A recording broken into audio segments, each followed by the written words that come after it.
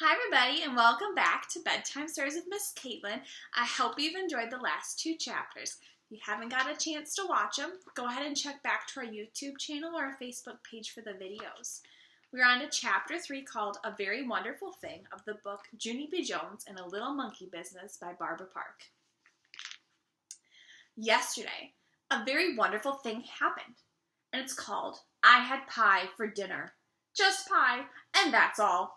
That's because my mother went to the hospital to have the baby, and Daddy and Grandma Miller went with her.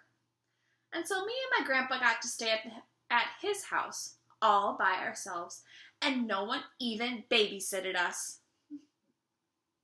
My grandpa gave me a piggyback ride, and then he let me put on Grandma Miller's new hat with the long brown feather. And so I got to walk around in her red high heels. Only then I fell down in the kitchen, so I quick took them off. Hey, I could crack my head open in these dumb things, I said very loud. After that, I opened up the refrigerator, because I was hungry from playing. That's why. Hey, guess what? There's a big fat lemon pie in here, Frank, I hollered. And so then Grandpa Miller got down 2 plates, and then he and me ate the big fat lemon pie for our dinner. Just pie. And that's all. And we're not even going to get in trouble, because we're going to tell Grandma that her cat ate it. And here's another very fun thing. I got to sleep in Grandpa Miller's guest room. I first put on my PJs with the feet in them, and then my grandpa watched me brush my new front tooth, and he tucked me into the big guest bed. Sweet dreams, Junie B., he said. Except for then I got a little bit scared of me. Yeah, only guess what, Grandpa, I said. It's very dark in this big room, and so there might be hidey things in here. Grandpa looked all around the room and also in the closet. Nope, no hidey things in here, he said. After that, he left on the hall light for me, so my imagination wouldn't run wild.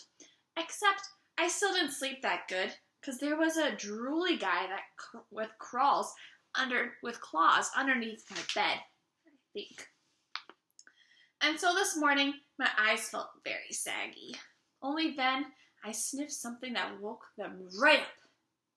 Its name was Delicious Waffles.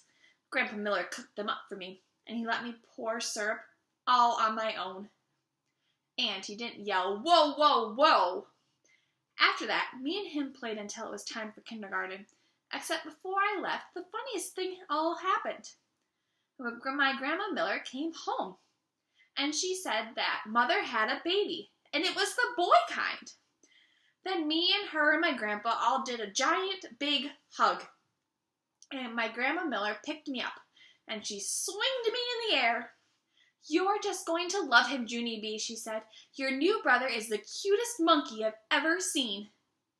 Then my eyes got really wide. He is? Really, I said? Grandma Miller put me down. Then she started talking to my grandpa. Wait till you see him, Frank, she said. He's got the longest little fingers and toes. I tugged on her dress. How long, Grandma? I said. Longer than a minute? But Grandma just kept on talking. And his hair, Frank, my word! He's got oodles and oodles of thick black hair. I pulled on Grandma's arm. How come, Grandma? How come he's got hair? I asked. I thought little babies were supposed to be baldies. But still, my grandma didn't answer me. And he's big too, Frank. He's much bigger than any of the other babies in the hospital. You should feel how tightly he grabs onto your finger when you... Then I stomped my foot very hard. Hey! I want some answers down here, Helen. He's my baby too, you know. Grandma Miller frowned at me, because I'm not supposed to call her Helen, I think. Sorry, I said kind of quiet. The Grandma Miller bended down next to me, and so I didn't have to yell anymore. Are you telling me the truth, Grandma? I said. Is my brother really the cutest little monkey you ever saw? For really and honest and truly? Then my Grandma Miller hugged me very tight. Yes, little girl, she whispered in my ear. For really and honest and truly. After that, she picked me up, and me and her twirled all around the kitchen. that is the end of the chapter. Sweet dreams, and we'll see you tomorrow.